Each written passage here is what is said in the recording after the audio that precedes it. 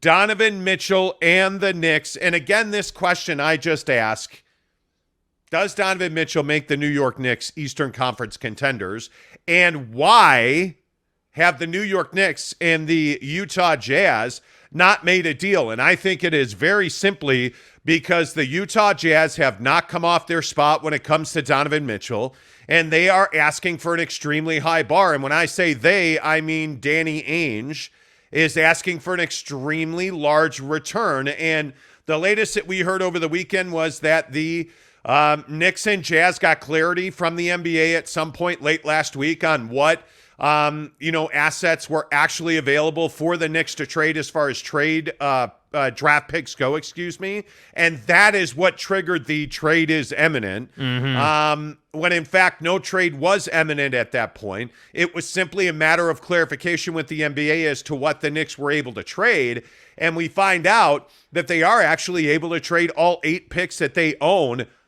But Danny Ainge wants 6 of those 8s. At no time, from what I'm told, has Danny Ainge asked for 8 draft picks. He's asked for 6. And essentially, the Knicks and the Jazz are in agreement on the fact that Emmanuel Quickley is going to be traded as part of this deal with Grimes and Toppin. And it's simply a matter now of figuring out, hey, is it Evan Fournier? With most people believe that it will be.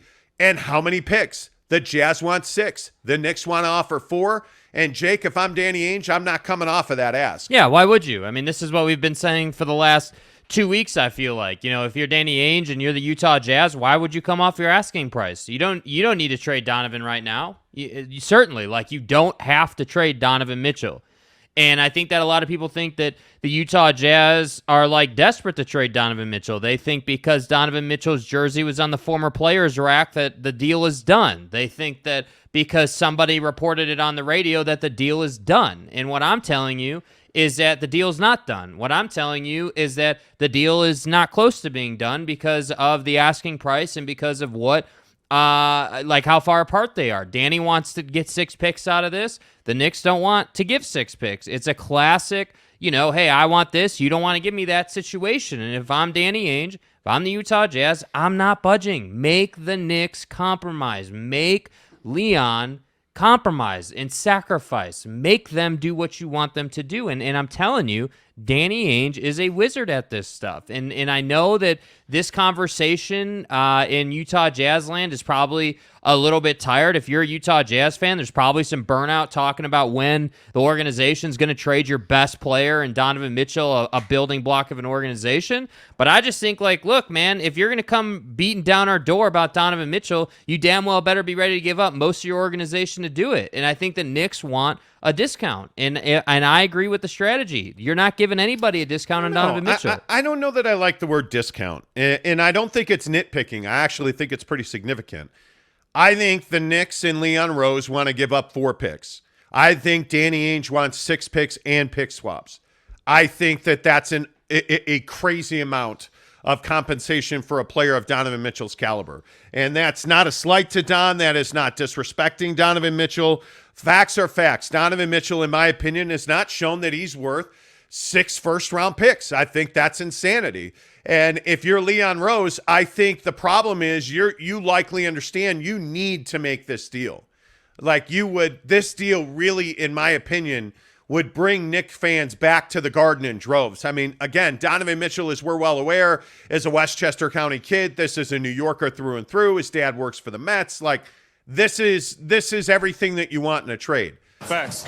But I also think if you're Leon Rose, you can't give up 6 picks and 3 young players, plus Evan Fournier to get this deal done. I think it's too much. And I think the best trade that Leon Rose can make here, if I'm being quite honest, is no trade at all. I think if you are the New York Knicks and the asking price is 3 youngs, a vet, and 6 first-round picks, the answer is no. We're not doing that. And I think that Leon Rose is being a very smart executive here, because as much as you need to make this trade, I don't believe that you can afford to make this trade if you're the New York Knicks.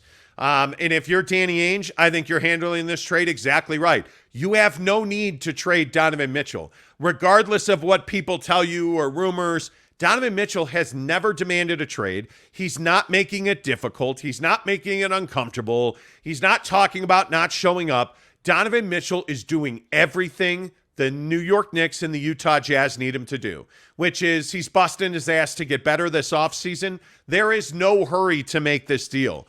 And if I was a betting man and I had to put ducats on the table right now, I'd probably say this is a matter of when, not if. But also, if I'm Leon Rose, I'm not giving up 6 picks. I'm just not. I think that the biggest issue is, and I know we talked about this on Friday, but I go back to the question of, does this make the New York Knicks this deal?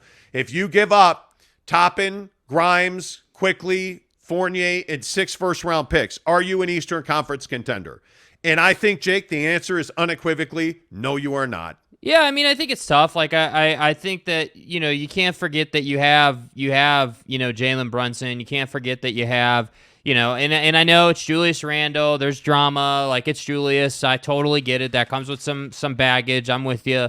But I think you've got talent. Now, do I think that they're going to win the Eastern Conference? No, I don't. I think that we've seen it time and time again in the NBA, obviously most notably with the Brooklyn Nets, that when you just throw talent together, that doesn't necessarily mean that you're going to go out and win your conference, let alone get to the NBA Finals. I mean, we've seen that repeatedly. And so I think it's a tough situation, but I agree with you. Like, if you're Leon Rose, this is a deal you have to do, but you have to do it in a way where you're not getting fleeced by Danny Ainge. And so my thing is when I'm saying that, hey, he wants a discount, what I mean by that is like, hey, like Danny's said, hey, this is the price. Don't come back to Danny Ainge looking for 4 first-round picks when you know that that's not going to get the deal done. And that's what I'm saying. Like, I don't think that Leon is like trying to, not do like trying to get a discount. I just feel like Leon Rose knows the price and stop banging down the door with 4 picks if you know it's 6. Well, I also think that there's a real good chance this deal doesn't get done. I mean, I can see it both ways. It's very difficult. I can tell you in my career, I've been a part of a lot of these situations where people talk and rumors and this has been one of the more difficult situations to navigate when it comes to what's going on behind the scenes, because I think Leon Rose is being incredibly not even close to the vest, tight to the vest, like inside the vest, right? He's not a guy that is media friendly, which, in today's NBA, I think there's a lot of value in that.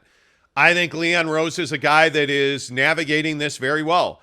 And I think we don't have a whole lot of idea about how much they're willing to pay. And from what I understand and what Jazz sources are telling me, the New York Knicks are not willing to pay more than 4 first-round picks. And the tough part is I actually think that's the right price for Don. There is no reason for the Knicks to pay more than that because you're not winning a championship based on this trade.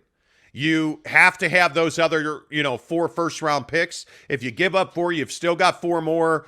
That gives you leverage to go out and make another deal that makes you a better player. By the way, I don't know if anybody saw, but John Collins did not look exactly stellar at the Drew this weekend. I think his value is quite low. If I'm the Knicks, that's a deal with Atlanta, that I would be looking at. There are options. There are options out there, but not if you give up 6 first-round picks. There just isn't, and I think that's the hard part. If you are the New York Knicks, it's how close are you? Because I also look at this situation, and I say to myself, I don't know that you have a championship caliber head coach in New York. I don't know that you have an owner in Jimmy Dolan that's willing to do what's got to be done to win a championship. So bringing Donovan Mitchell in now doesn't feel like the move that puts you over the top. And if I'm giving up 6 first-round picks, or let's say the 4 first-round picks, it better win me a championship.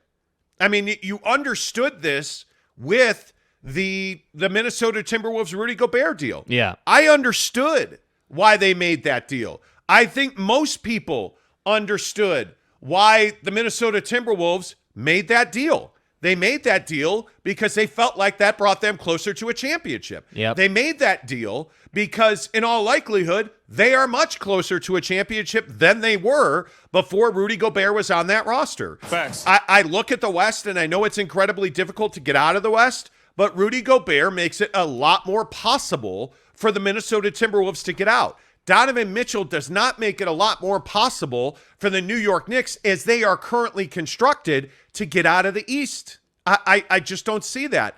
And that's why I say it's not the end of the world, Jake, if the New York Knicks don't make that deal. Yeah, and I think the other thing too that I hear a lot is like, what is Donovan Mitchell worth? And I want to be really clear. We're not having a conversation about what Donovan Mitchell is worth. We're having a conversation about what the Utah Jazz want for Donovan Mitchell. And that's two very different things. And I think people need to understand that. Like, I agree with you. He's probably worth 4 picks. Like, that's probably fair compensation. 4 first-round picks. But Danny's not going to take 4 first-round picks with where his roster is at and where the culture is at in Salt Lake, right? And, like, where the situation is at. So that's why I say, like, I agree if you're Leon, and really, this isn't any negotiation. Whether you're trying to buy a house with Devry Davis or you're the New York Knicks trying to get Donovan Mitchell. Dude, you got to be able to walk away from any deal that is in front of you. You got to be able to say, okay, hey, this is your asking price. This isn't going to work out for us right now. Let's come back in a year when Donovan Mitchell is unhappy and has demanded a trade. Then we'll see what the asking price is. And that's what I think the Knicks ultimately have to do here. Because if you're Leon Rose, making this deal and giving up 6 first-round picks probably doesn't put you in a good place to go out and lose, as far as the Eastern Conference Finals are concerned. Because that's what it is. If you make the Donovan Mitchell trade, you give all this up, right? The expectation is an NBA Finals appearance at a minimum, I would think. I mean, I don't know what Knicks fans have to say about it. I'm sure we've got plenty in the comments, but I would think that, getting to the NBA Finals is the expectation. If you've got, Jalen Brunson, Donovan Mitchell, Julius Randle, Mitchell Robinson, like you've got guys. So I guess the question really is, if you do make this deal, you do give up 6 first-round picks. You do give up a couple of players, including some of your key young guys, to do this, to get Donovan Mitchell. Is it NBA Finals or bust? I guess that's what my question would be. But I just think that if I'm on the other side of the phone and I'm Danny Ainge, I'm not doing the New York Knicks any favors, man. The price is the price, and I'm not coming off of it. And that's why I say, like, when last week happened, when you've got people on the radio talking about, oh, the deal's done, or we get Woj bombs, or we get this, or we get that. Like, the deal's not done until I get an announcement from the NBA. And that's where I'm kind of at on it. I'm tired of, hey, this deal's really close. This deal's really close, because I don't feel like it's really ever been that close. Like, it just doesn't, to me, feel that way. No, and I think we talked about that on Friday. Like, I think, and now having a little clarity on it, and again, if you're just tuning into the show this morning, happy Monday too. We appreciate everybody being here. Please give us a thumbs up and a like. It really does help the channel grow. But if you're just tuning in, we're talking about Donovan Mitchell and the Knicks. And the update over the weekend was, it really wasn't an update. And the clarity we got was the Jazz and the Knicks wanted, definitive understanding of how many of those 8 picks they could move. And so they consulted the NBA on this trade, which, by the way, is not surprising in that this is going to be a very complex deal if it gets done. Like, this is not going to be, your mom's 1v1, you take my player, I take your kind of trade. Right. That's not what this is going to be. So I think the Jazz and the Knicks consulted the NBA very wisely. Hey, guys. And I think those conversations probably triggered leaks in the NBA office that had people believing a deal was close. Because generally when a trade goes to the NBA office, they're looking for approval on a done deal. I totally understand that. But I think you're in a situation where you're seeing that this is a very complex trade that's going to take a lot of creativity to get done. And again, I simply say, and I'm a huge Donovan Mitchell supporter. He's not worth 6 first-round picks. Yeah. Is there anybody in the league that is? Well, I was just going to say, like, I don't know that any player in the NBA is worth that. I look at this situation in Boston, breaking news this morning out of the NBA. It's a Woj bomb. Woj! The Boston Celtics and the Brooklyn Nets have been engaged on trade talks centering around Jaylen Brown and Kevin Durant that would have Kevin Durant end up in Boston, with Jaylen Brown ending up at Barclays Center in Brooklyn. And the holdup seems to be twofold. Are the Boston Celtics really willing to include Jaylen Brown and Marcus Smart?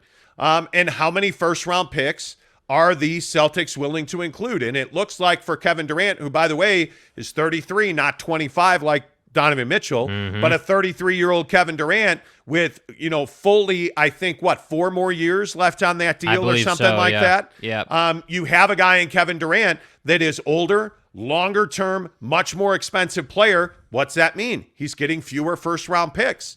But you also have the Celtics who are willing to include 3 first-round picks, Jaylen Brown.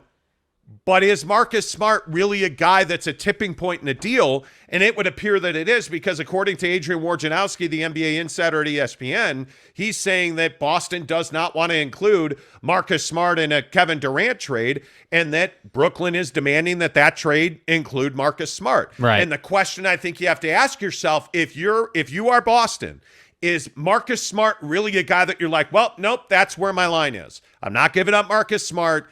You can keep Kevin Durant. Because, Jake, I'm not so sure that I would go to my deathbed with Marcus Smart if it's what prevents me from getting Kevin Durant. Because I look at Jason Tatum, that's a guy that needs a mentor. Yeah. They need on that team in Boston desperately, in my opinion, a guy like Kevin Durant who's been there and done that. And he can instill that certain level of confidence. Because I ask the same question about Jason Tatum I ask about Donovan Mitchell. Is Don the it? Is he the alpha? Is he the guy that can be your number one option on a championship team? I don't know if he is. I don't know if Jason Tatum is. I certainly don't think that Jason Tatum showed you in the finals he was. Right. So I think that's a very valid question when you're trying to trade for Kevin Durant. Yeah, I think there's a lot of inconsistencies with, those guys you were just mentioning, the Jason Tatums, the Donovan Mitchells. There's a lot of inconsistency. I think Jason Tatum did take a step forward this past season. I think he showed some nice things, but I also think there were games where he disappeared and was unable to perform, and that I think is what you don't get from Kevin Durant. Kevin Durant, I think, had one game in their entire playoff run where he didn't have a 25-point night. He carried them, and I don't think anybody disputes that. And I just think that, for Boston, this is a deal that you'd love to make. And I have to agree with you.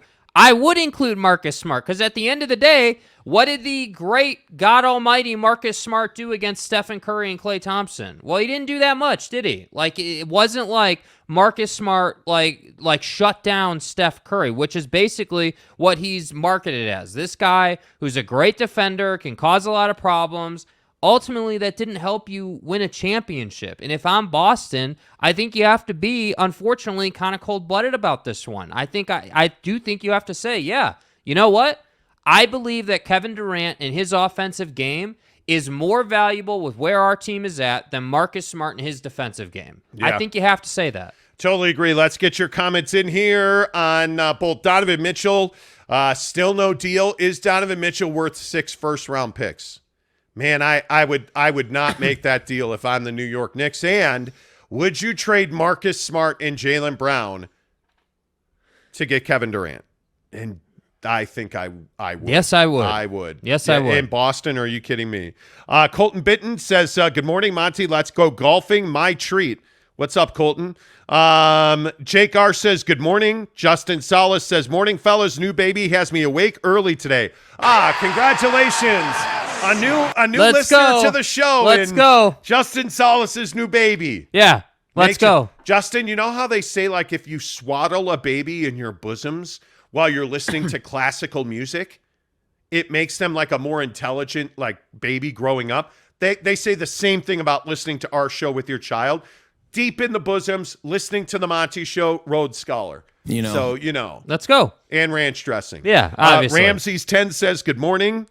Rudy Sanchez says, morning, fellas. Don't want to see Mitchell leave, but at this point, let's just rip the Band-Aid off and let the hurt heal and move on. You see what I mean, though? This is precisely what I'm talking about. Dude, fans are burned out. And I know, Yes. Hey, fans don't matter to Danny Ainge or the front office or that level of guy. I totally get it. Totally respect it. But what does matter is ticket sales. What does matter is how many people buy that highlighter yellow jersey, right? What does matter is, hey, did you make the playoffs? I can guarantee you they care about that. Yes. And I'm telling you, if this keeps going on and then you trade him right before camp starts, let's say, that's not going to be a good look. And so I just think that The timing of this oddly matters a lot more now than it did like a month ago. I feel Yes, like it does. you're getting to a Yes. point where you need to just step away from this Knicks situation, Yes. or get the deal done, like one way or the other. Because we got to get on the move with Mike Conley and Bojan Bogdanovic. There's some rumors about Jared Vanderbilt. Well, think about Hassan Whiteside. Hassan Whiteside. Like you have to build out the rest of this roster,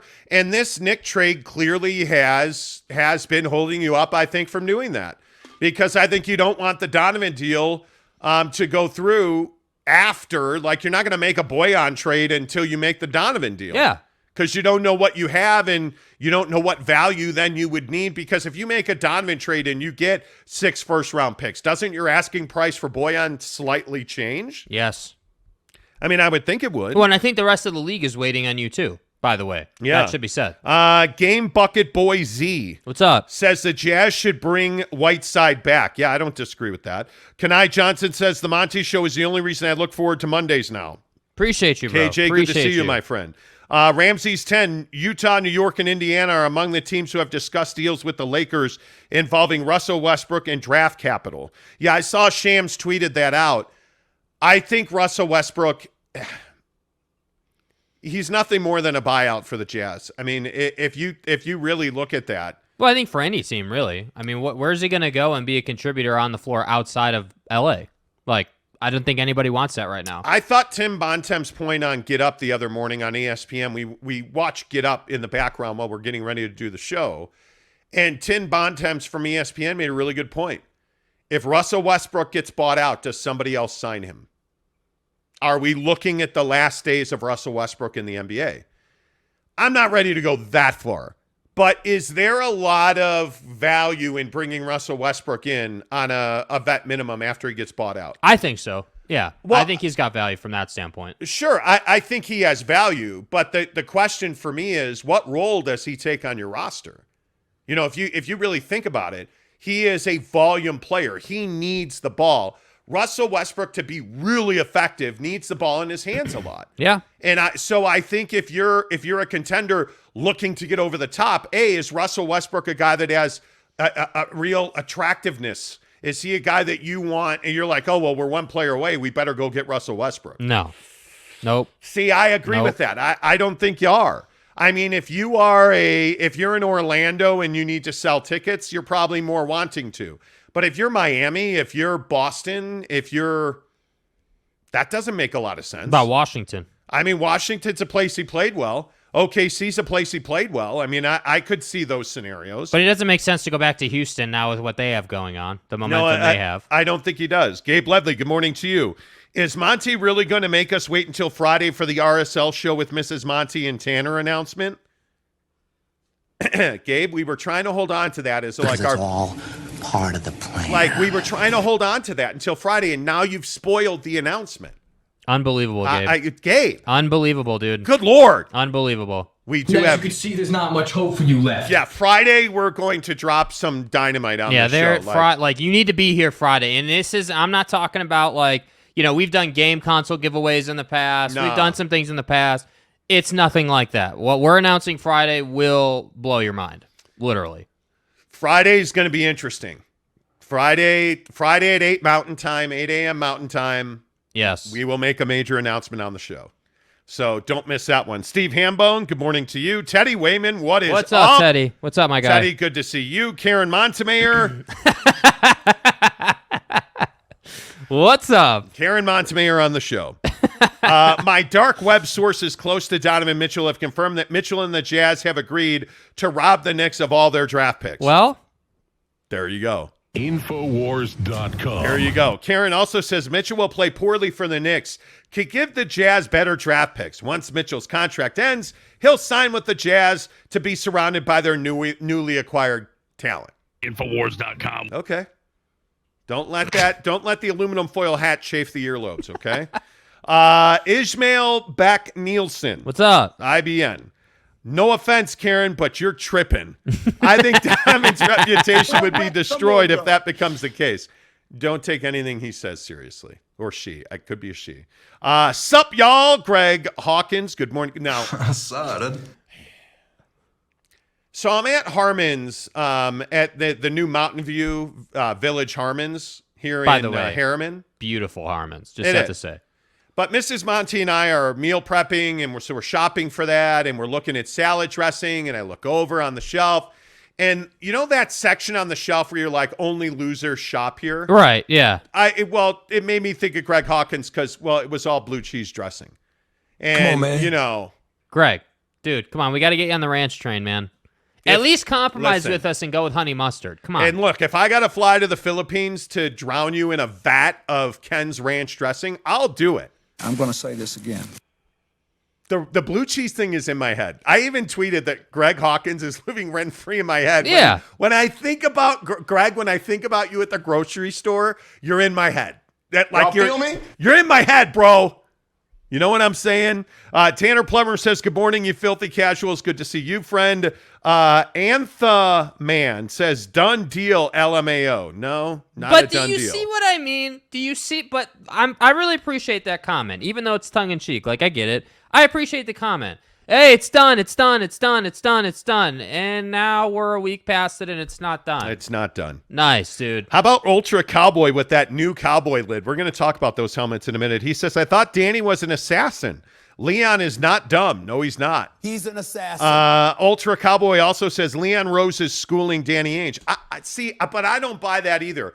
I don't think anybody's getting schooled. I think this is simply two guys that are really good at their jobs. And Danny Ainge is a proven operative.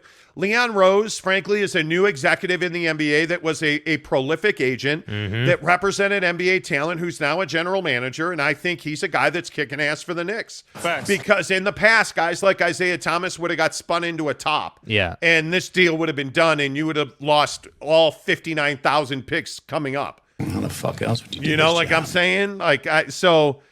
I don't think that Danny's getting schooled. I don't think I don't think that's the case. Let's see. JP Shanahan, could there be a chance, even a small one, that Mitchell returns to Jasmine? Yeah, absolutely. Oh, I think there's more than a small chance. Yeah, more than a small chance. Yeah. Brett Robbins says Devery Buckets O'House. So Let's Davis, go. exactly Yes. right. Buckets O'House. Let's go. Devery Buckets O'House Davis. Yes, sir. Call All Devery gas, Davis. no break. We're giving away a trip for two to see BYU and Notre Dame in Las Vegas. Brought to you by Devery Davis at Academy Mortgage. Academy Mortgage and Devery Davis are equal housing lenders. NMLS number 278545. But I always say this, no matter where you are in the country or in the world, and you're sitting there saying to yourself, I can't afford to buy a house. You guys are crazy.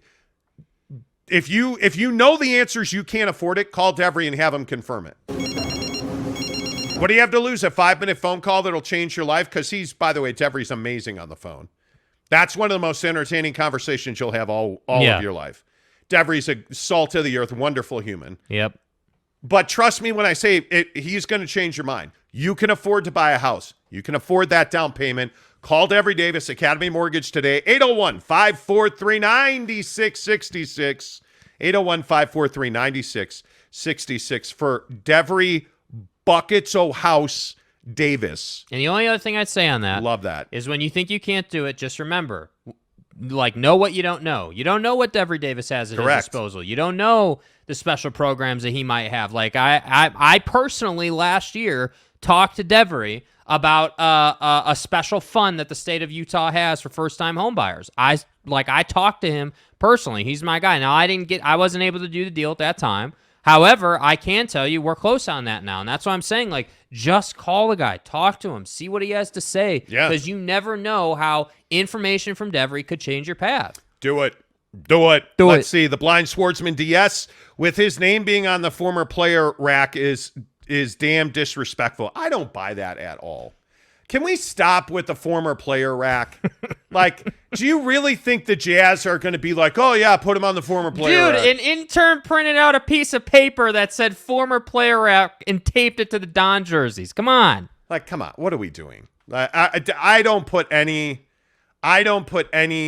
leverage in that at all. Prismac from Poland. What's up? What's up, my man? Maybe trade Don to other teams. I don't think they're out trying to trade Donovan Mitchell. This is a conversation we've had a lot, too. I just don't think the Jazz are out to do that.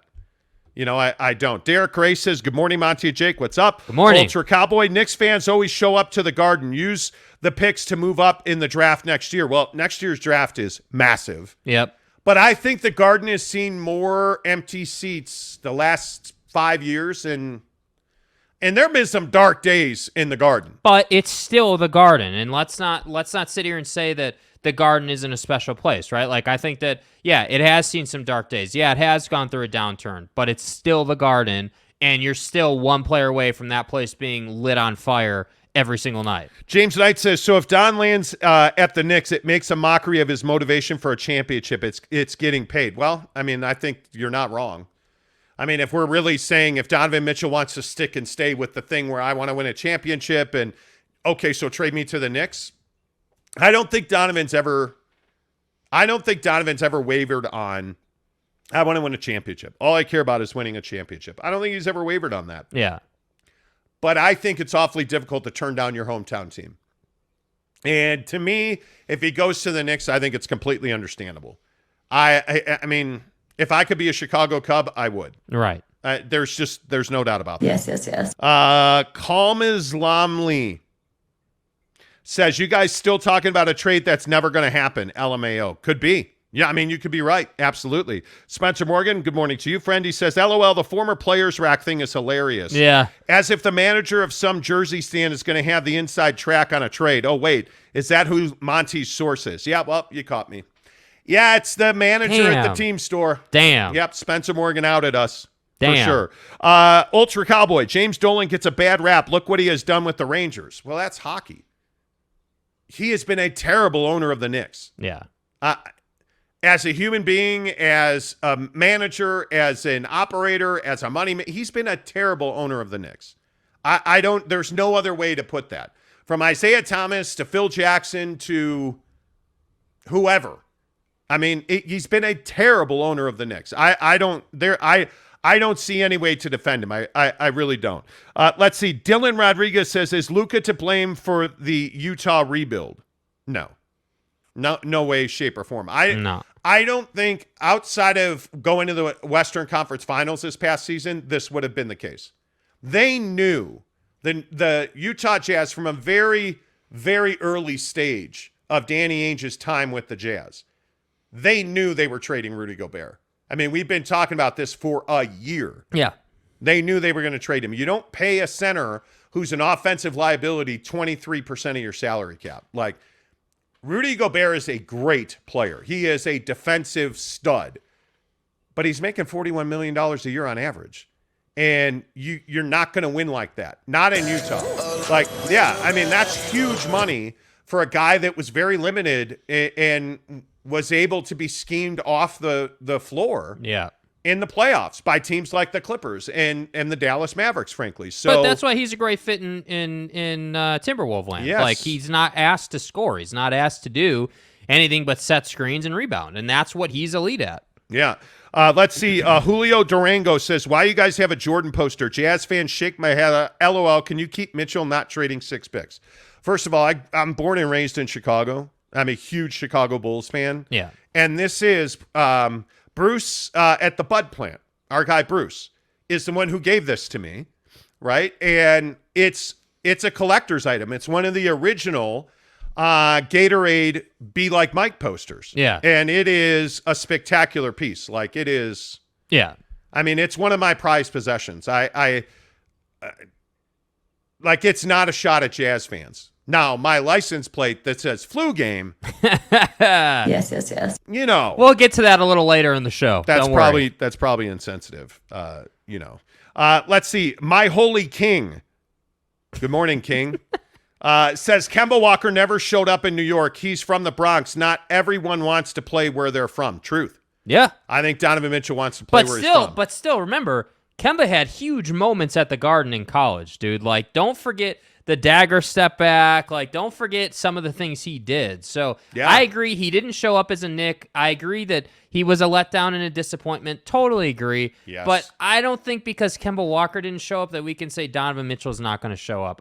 If Donovan Mitchell puts on a Knick uniform, I guarantee you he's going to show up. Don wants the fire. He wants the smoke, the heat. He wants it dude. all. Like, Yeah. I don't think Donovan Mitchell putting on a Knick uniform is going to change who he is as a player. That guy, I'm telling you, I think the world of Donovan. I think as a basketball player, there are a few guys that have a better motor. His internal drive, his want to, his professionalism, none of that is in question. Is he clutch? I don't know. We're going to find out. Is the guy working his ass off every offseason? Yes. Does he give his very best on a nightly basis? Yes. Is he perfect? No. The guy needs to defend, and he needs to score in the mid-range. But if you're watching the Black Ops runs in New York with Chris Brickley, Donovan Mitchell is working on his game.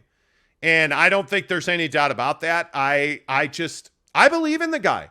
I think Donovan Mitchell is a generational type talent that I think this year is going to come out of the gate. He's going to average 30 points, and I think he has the potential to be a top 5 player in the NBA. Is that enough to go to the Eastern Conference Finals? Not right now for the Knicks. It's not, because with all due respect to Mitchell Robinson, listen, you have guys here that need the basketball. RJ Barrett, to develop and grow into the player everybody wants him to be, needs the basketball. Julius Randle needs the basketball. Like, Donovan Mitchell needs the basketball. You can't have that. That mix of guys is that's some clumpy, murky soup, bro. Like, and I think that's part of the reason I would tell you not to give up all those picks. I just don't. Let's see. Steve Peterson says, lifelong Jazz fan, and you've got to respect everything that Jordan did in his career. Now, if it was a Bron poster, I'd question every decision Monty has made. Thank you. Yeah. Thank you. And I agree with that. But it's not a Bron poster. It's Michael and Jordan. it is Michael Jordan, the best player that's ever played. So that, like, I can tell you as a young reporter covering the Chicago Bulls. Oh, he don't know nothing. I almost passed out the first time I stood next to Michael Jordan. Like, it was one of the single greatest moments of my entire life. The first time I ever stood next to Michael Jordan. I've never felt that way again. Like, and I was at LeBron's first game. I covered Kobe and Shaq when they were together with the Lakers. I've been around some unbelievable talent. I've seen things on a baseball field, on a basketball court, on a football field. I watched Marshall Faulk do some things with a football. I mean, I saw the Rich Gannon Raiders at their absolute best. what do you think your favorite was out of all the things you've seen? Oh, the lob from Kobe to Shaq is not close. That play, that moment, the Lakers being down on death's door. I think they were down 17 points in the fourth quarter, Game 7, Western Conference Finals against the Portland Trail Blazers. And they come back and they win. Going to Sacramento and absolutely dominating the Kings to come back and win that series. Like, the thing is, Kobe and Shaq didn't get along, but they were just not willing to lose. They weren't willing to lose. Michael Jordan did some things that I've never seen. Kobe Bryant did some things that I didn't think I'd ever see ever again. It's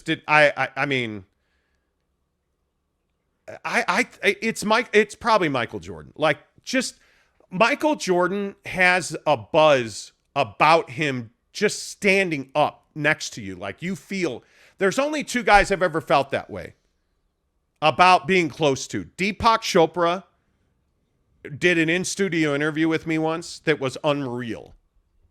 And Michael Jordan in a locker room in Chicago Stadium was amazing. Was amazing. And I that's why I have such deference for him. But, man, I'm telling you, yeah, guys like Kevin Durant, having seen Kevin Durant up close and personal, Steph Curry, watching Steph Curry's warm-ups, I covered Golden State for a very brief period of my career. Watching Steph Curry warm up is crazy because he does not miss a shot. And you just know it's going in. Like, the NBA, I love the NBA. Yeah. I love the NBA. I just do. Let's see. Cooper Jones says LeBron is the best player ever, Jordy. Okay, how do you block people on this? Don't you know who I am?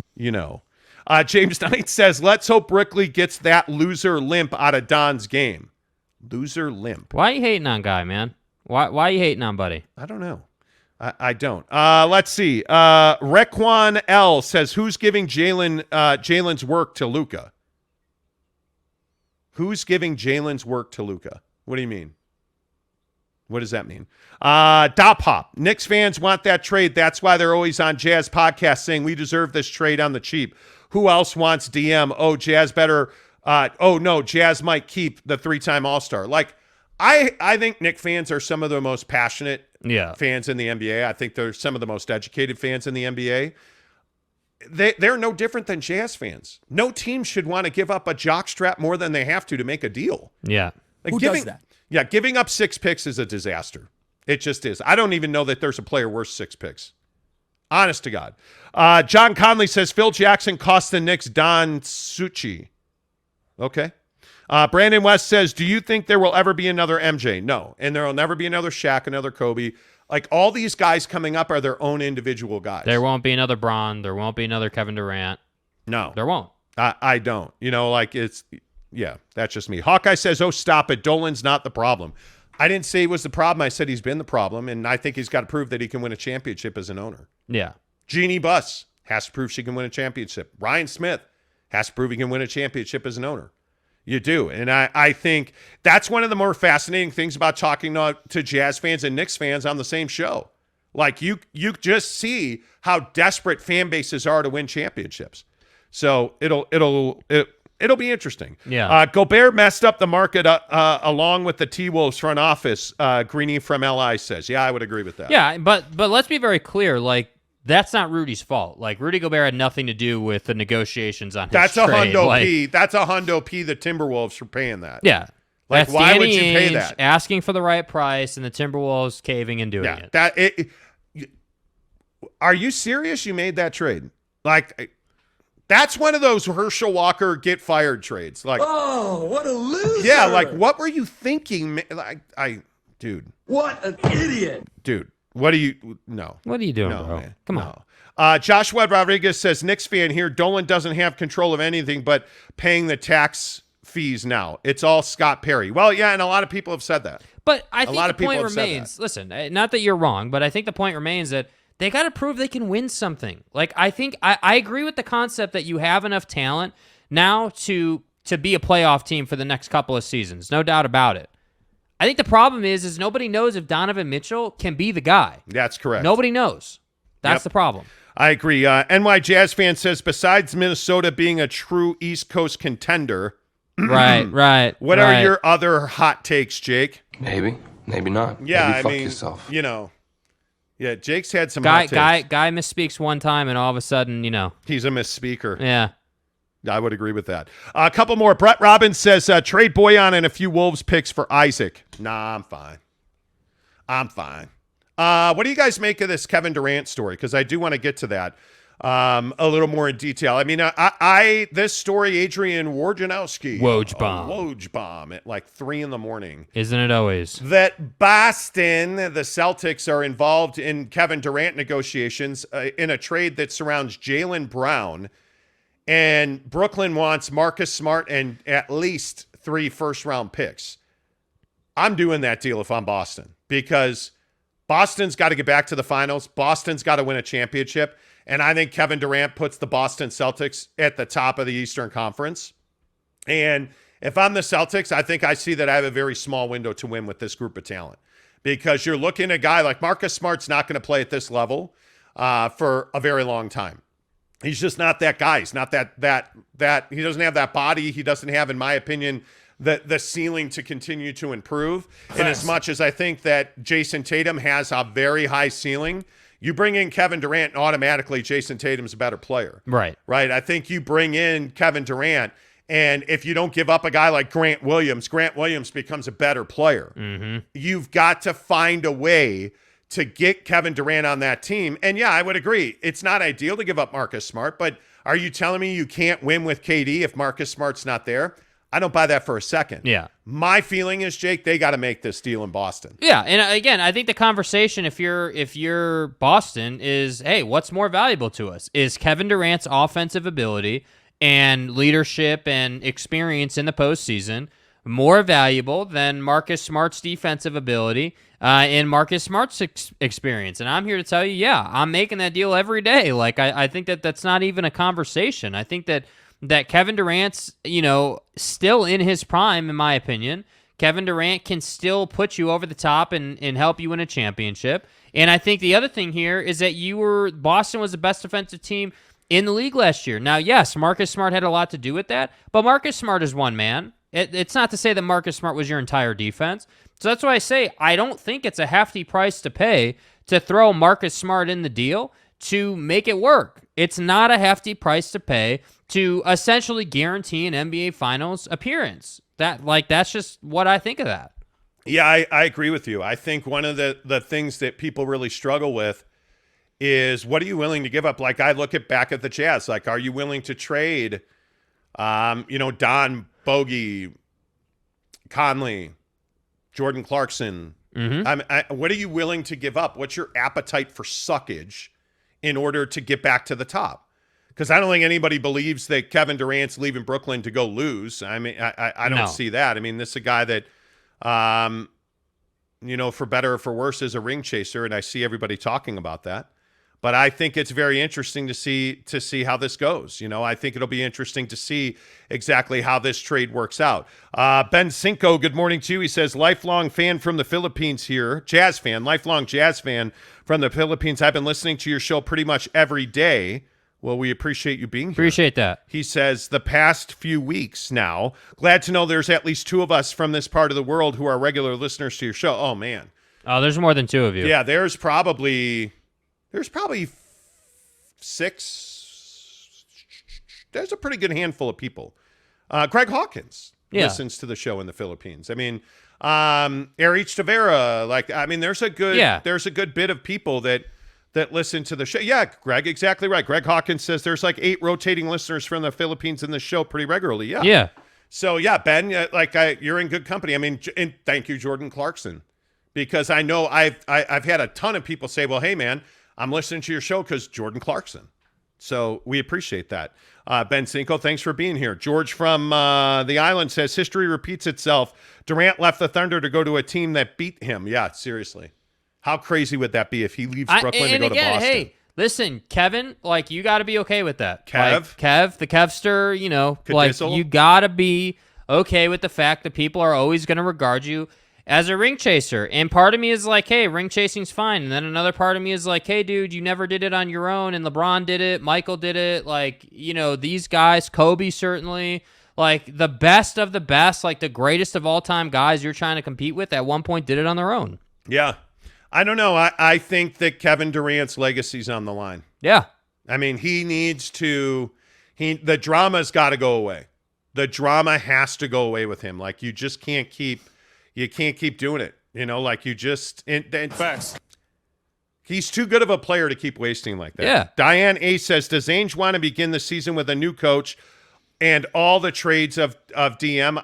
I would think a clean slate is necessary.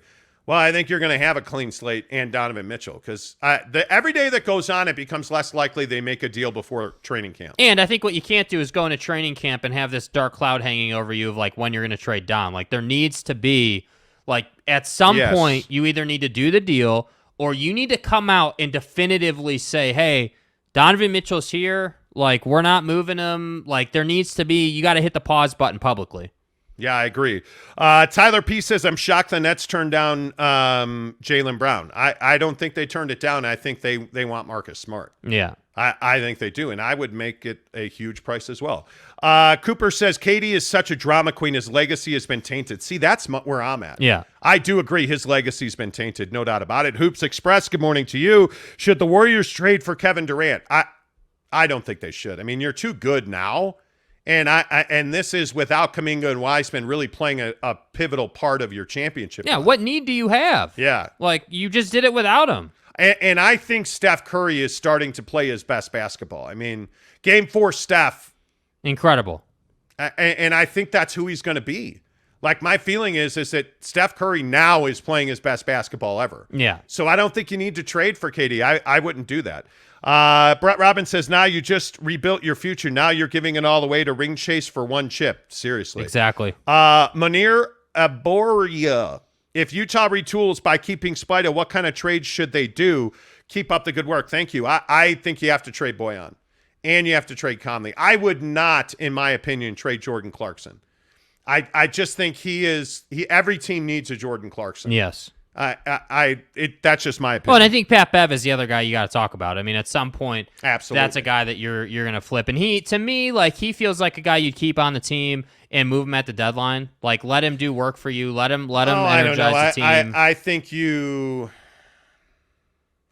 like to move him before the season, wouldn't you? I mean, I could be wrong. I mean, there's absolute value in that. James Knight says it makes perfect sense that KD wants to go to Boston. They must be close to a ring. Surprise!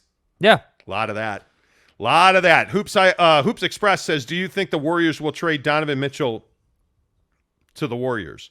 You mean the Jazz? I don't.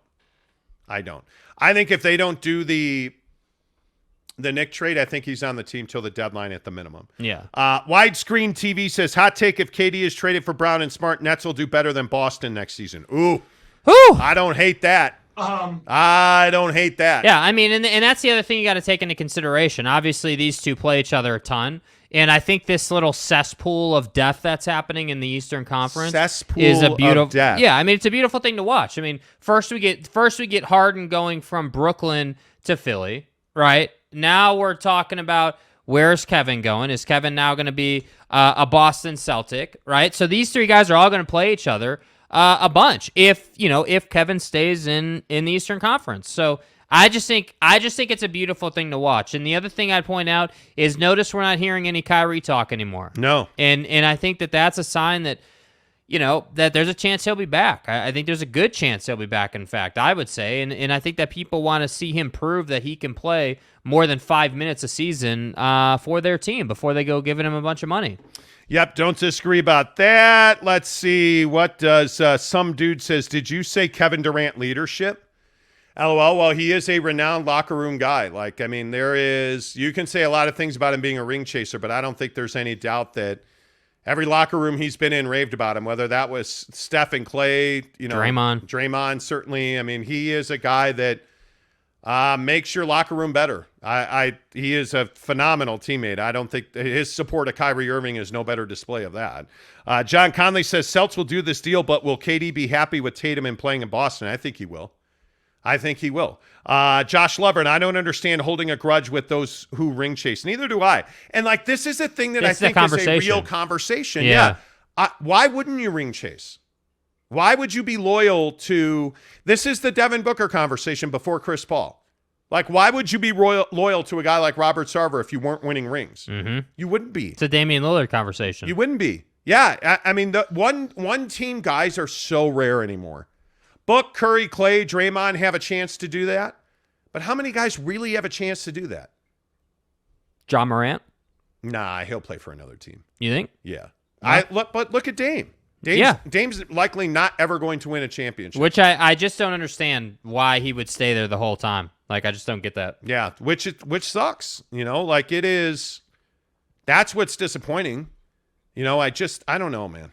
Let's see. Munir Aburaya says, what about the Clippers? I think they are a silent shark and no one's talking about them. Well, I mean, John Wall certainly makes them better. It's a matter of seeing Kawhi put on a Clipper uniform and play again. Yeah, does he even play basketball anymore? I mean, it is. That's a big question. Dennis Young says, speaking for most Knicks fans, we do not want Donovan if it involves quickly topping and Grimes. It's a fair take. It is a fair take, but I don't see how you're Danny Ainge and you give away Donovan Mitchell and you don't get Toppin's the guy that I think there's a big question about. I think his upside's huge, but the Jazz haven't historically developed young talent. Yeah. So, I mean, I don't think there's any doubt that Emmanuel Quickley is a star in the making. I mean, I would put him and Tyrese Maxey as two of the best young guards in the NBA. Yeah. I think Quentin Grimes is a really good player. But for that trade to really be satisfactory, Obi Toppin needs to put out Like, that dude needs to be a 40-minute contributor. Yeah. And is there Knick fan or Jazz fan, is there anybody that sees Obi Toppin as a guy that is 20 and 10 every night for 40 minutes? Probably not. I don't know if you can count on him. I don't know if you've seen that. The West is a lot more difficult than the East, man. And granted, the last half of the year, the last couple of weeks of the year, Toppin was spectacular. But there was not a lot of pressure, and it was New York, the Knicks. Like, I don't know what to make of that. I honest to it's God, tough. I don't know how you diagnose a unicorn like Obi Toppin. The guy can run. He's big. He shoots well. But there's just that little inconsistency that scares you. Just a little bit. John Conley says, great show. Appreciate that. Sherwin, good morning to you. Obi Toppin is a 15-minute a game bench player. Well, right now, but that's not the conversation, what he is right now. The conversation is, what can he be? What's That's the thing. projection? Yeah. Because if he's a 15-minute-a-night bench player, I'm not interested in making that trade. Yeah. Oh, what a loser. I'm not. You know, like it. I don't know. Wilton Mina says Obi's a 20 and 10 player when given the minute. Yeah. Could be. Put 25 pounds on Duncan Robinson and play him at the 4. Dude. Christopher Shorter. Seriously. You're a stud. Seriously. Put 25 pounds on, buddy, and let's get to work. That's you amazing. even lift? That's amazing. Josh Lovren says Knicks should trade for Jamal Murray. Don's dad would be great in NYC for the Knicks. Jamal Murray, speaking of put on a uniform and play a game. Yeah. I'm ready for that. What is he? I am ready for that. I hope that he is. If he could be the same guy, that'd be amazing, but we'll see, man. OK says John Collins played like crap in the Drew. Yeah, he got dunked on. I saw that. Yeah. Did you see LiAngelo Ball had a big day at the Drew? Doesn't surprise me. Not at all. CAA Mafia, good morning. Do you think the price stays the same for DM after the season starts? I think it goes up. I think if because they don't the Jazz don't need to trade him. And again, if you're new to the show, we've pretty consistently said the Jazz aren't out shopping Donovan Mitchell to anybody that'll take him. Yeah. I don't think there's a real appetite for the Jazz to trade him.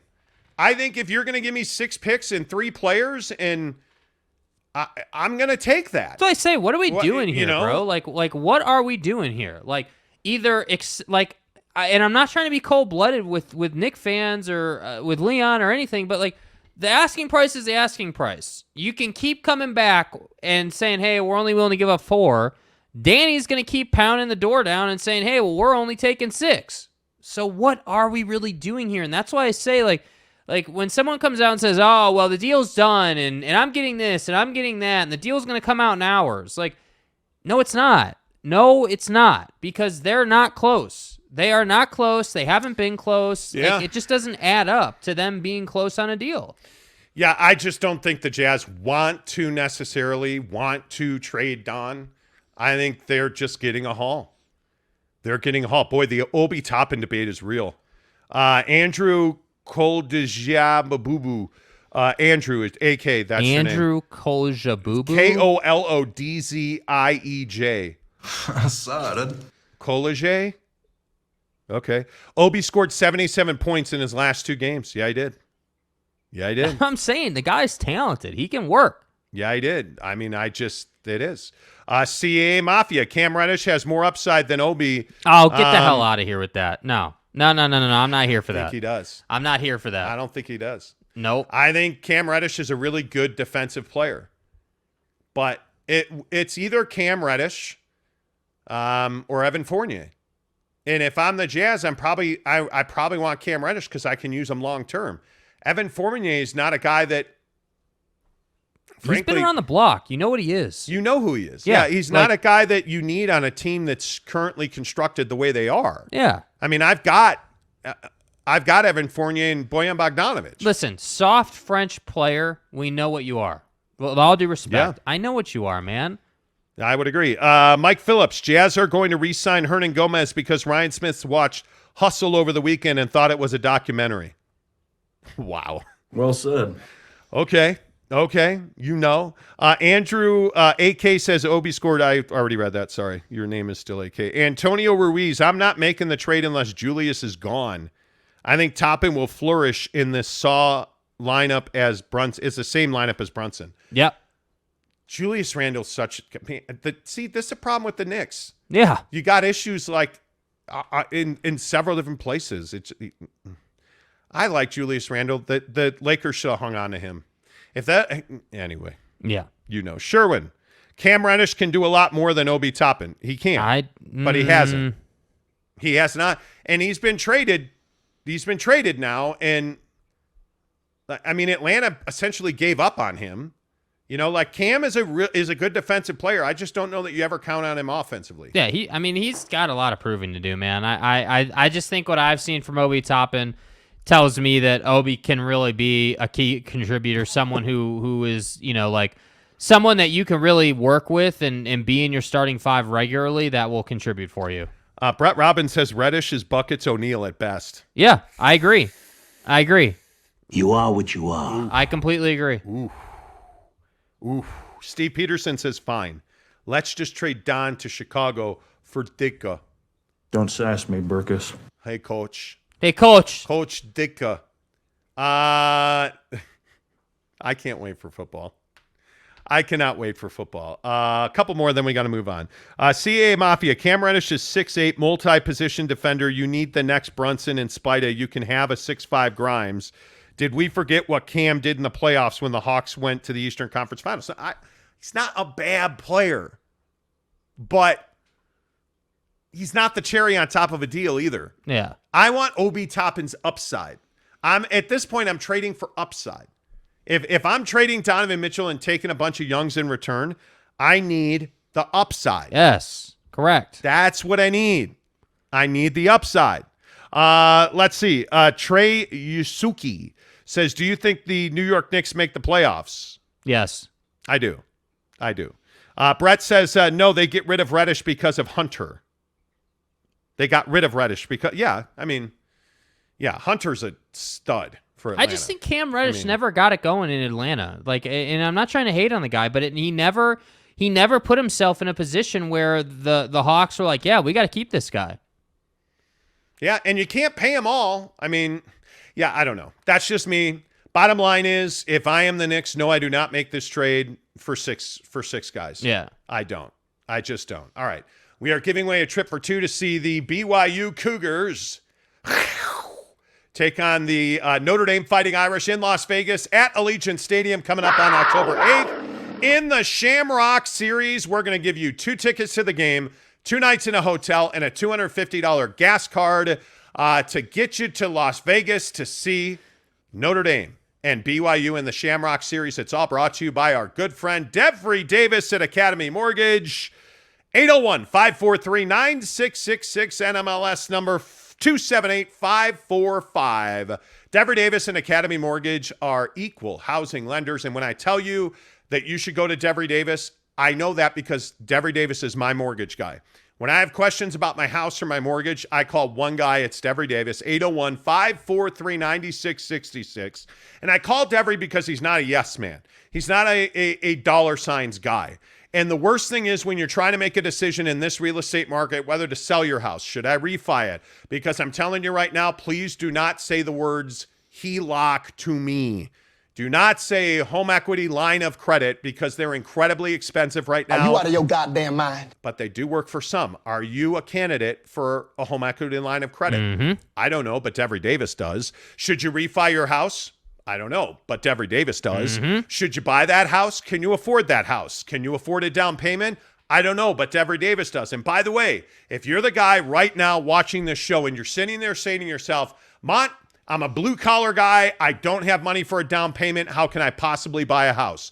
Devry Davis has programs to help you with your down payment. Trust me when I tell you, you can afford to buy a house. And the housing market requires one thing, you to be able to move fast and be aggressive. Devry Davis can make any home buyer a cash buyer regardless of how much money you have. So if you want to walk into a house, hand them a cash offer, call Devry Davis today at Academy Mortgage, 801-543-9666. Devry Davis is my mortgage guy. Make him your mortgage guy too. And do me a solid. Call Devry today and say, hey man, I know you're a great mortgage guy, but I'm just calling you to say thanks for supporting The Monty Show. 801-543-9666. Devery Davis at Academy Mortgage. NMLS number 278545. An equal housing lender.